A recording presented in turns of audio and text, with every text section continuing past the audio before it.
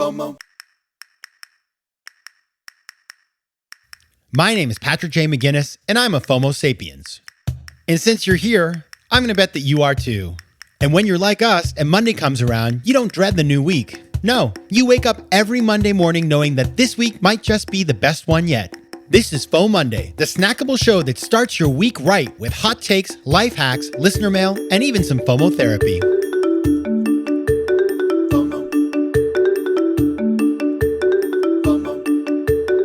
All right, everybody, it's FOMOnday, the best day of the week, and I am your host, Patrick McGinnis, venture capitalist by day, author and podcaster by night, and FOMO Sapiens 24/7. And, you know, it's a new year.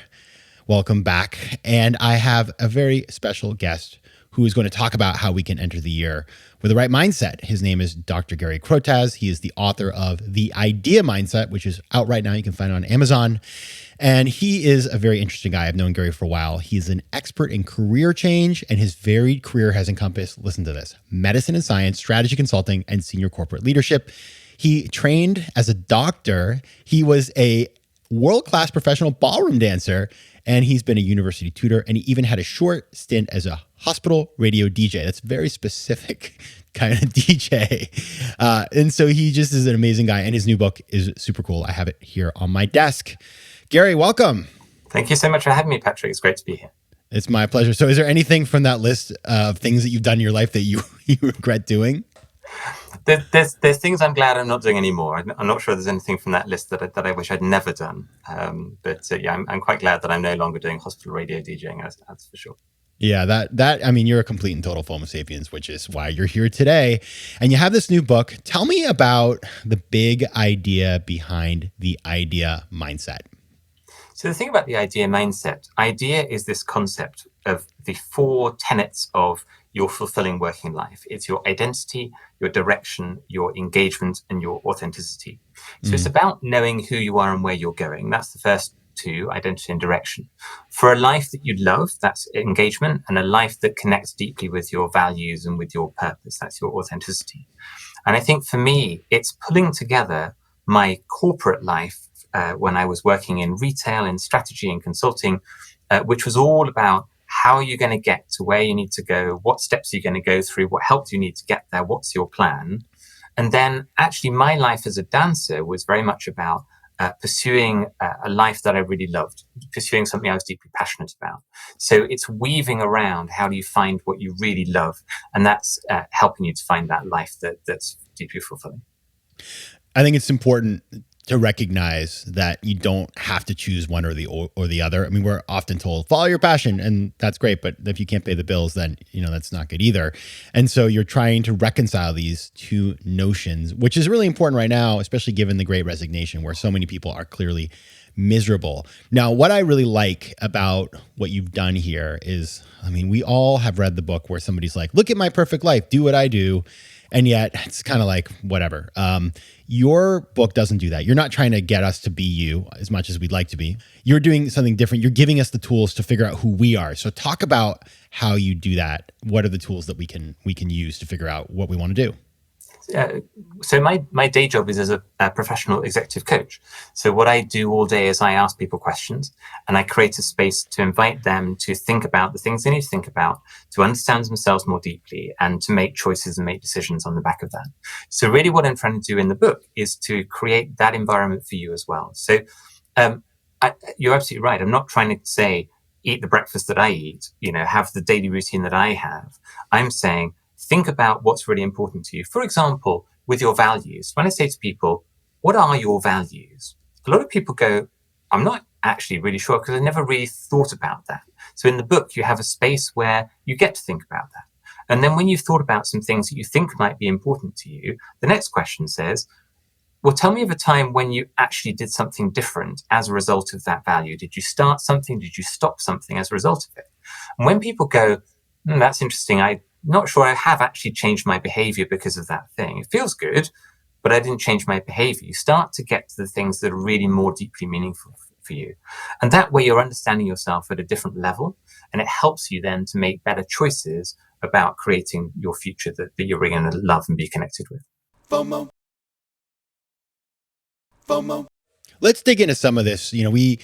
This is as I believe, it's a 6-week program that you're sort of giving people to do these steps. Let's give a little free content out. Pick out, I guess, what one of the ones that you think would be interesting for us that we could just actually do right now and start today as we listen to the show. So in week 1 of the idea mindset, there are 3 steps that you go through, and we'll talk about the third one. The first one is to understand something about your natural talents and strengths. The second one is to talk to people that know you really well, know you at your best, and can give you feedback on you at your best. Your third one is something called the golden spiral of needs. So the golden spiral of needs is simply to write down a long list of all the things that you'd like to change. So you might say, I need to have a better work-life balance. I need to be paid more money. I need to feel more fulfilled in my job. I need to change the kind of work that I'm doing. And then you go through a process to prioritize it. And eventually you plant it on a spiral where there's one really big segment. There's one medium-sized segment. There's one quite small segment. And very quickly, as you're going around the spiral and writing these smaller and smaller boxes, you realize that you've got to focus on 1 or 2 or possibly 3 things that really make a difference to you. So often when I talk to people and I say, what do you want to change in your life? The answer is a great long shopping list of a bunch of things, all of which are kind of important, but they're not clear on what's the one thing. So actually, when you can say to somebody, if you could change just one thing in your life that would really make all the difference, and then they say, I want a different boss. I like the work I do. I like the company I work for. I like what we do, but I find that my relationship with my boss is not great and I'm not very engaged. If I could change that one thing, lots of other things that I currently find frustrating might fall away, actually. And so it's just that simple process of saying, of that shopping list, pick one thing or 2 things or 3 things that you can really focus in on changing, and that will have a much bigger impact across your whole life. I like that a lot, and I think it works. One thing that I've done for the last couple of years now is that every year I choose a word, and a word that is going to embody where my head's going to be at.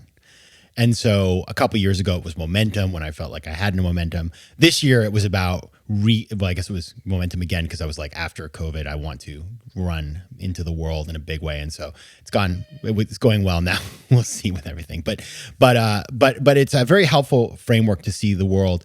Now, what I like as well about what you present here in the book is that it's fun. So I was flipping through and looking at the different exercises, and in one section you actually have some suggested music that one could listen to. There was the beautiful theme from Schindler's List, and then there was that song from The Greatest Showman, This Is Me, and you put those on in the background, which I mean, I guess you're once a DJ, always a DJ. Talk about kind of why you did that and how it helps. I've actually set up a Spotify playlist now, so if you go on Spotify and look for the idea mindset, you'll find all of the tracks. It's interesting. So as a dancer, music's so important to what you do. And I was quite a long way through writing the book. I was probably, 80% of the way through the process. And I was just reading it through and going, there's something missing here.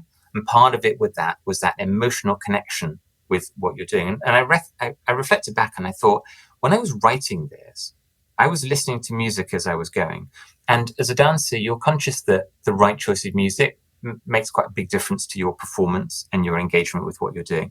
So I thought, why don't I bring that into the book? So it's a very broad range of types of music, classical music, music from the musicals, pop music, different things.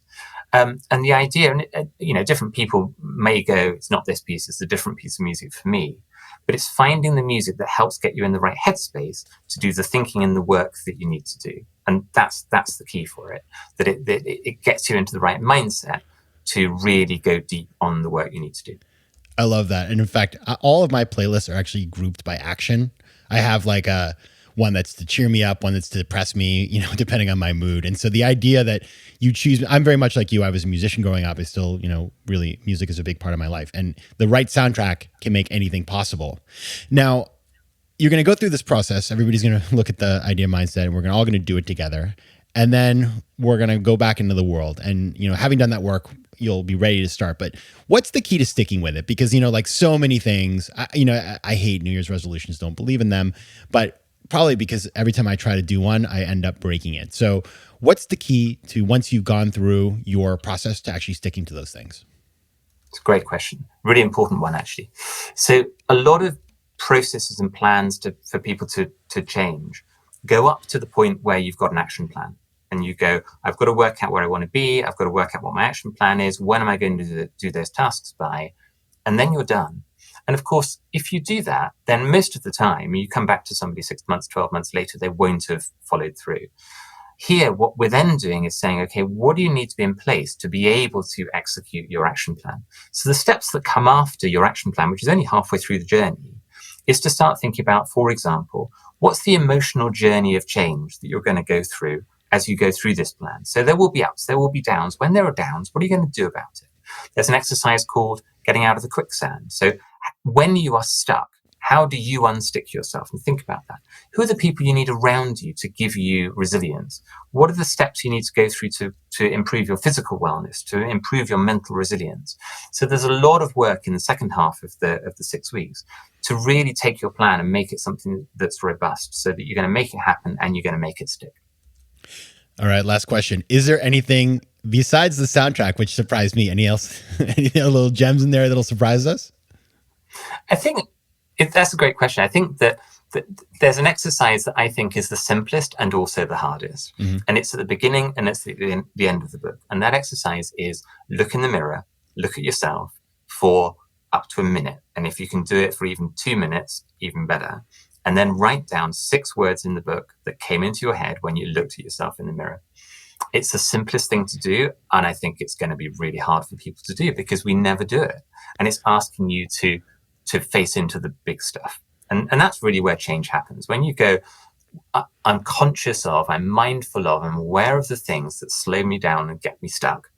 I'm going to face into them this time. That's when you're going to make change happen.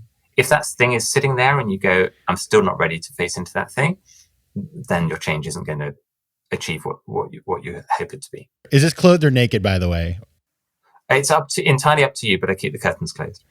Amazing. All right. That's a really, I've never heard that before. So we can all start the year by doing that as well. All right. The book is called The Idea Mindset. If you want to find the book, it's on Amazon now. You can also check out theideamindset.com. If you want to learn more about Gary, go to garycrotaz.com. That's CROTAZ, or as they say in England, Z. And you can find Gary on Instagram at Gary Crotaz. Thanks a lot, Gary. Thanks, Patrick. Thanks for having me. FOMO. Can't get enough of FOMO Sapiens? Join me on Patreon for ad-free episodes, bonus material, and exclusive content that will help you to master FOMO and position yourself for greater success in both business and life. Go to patreon.com/FOMO Sapiens to learn more. You can also connect with me on Instagram at Patrick J. McGinnis, on Twitter at PJ McGinnis, and on LinkedIn. I love hearing from you, so don't be shy. FOMO. Want more FOMO Sapiens and FOMOnday? Head over to FOMOsapiens.com where you can listen to past episodes, learn more about the show, and find out how to advertise. You can also connect with me on Instagram at Patrick J. McGinnis and on Twitter at PJ McGinnis.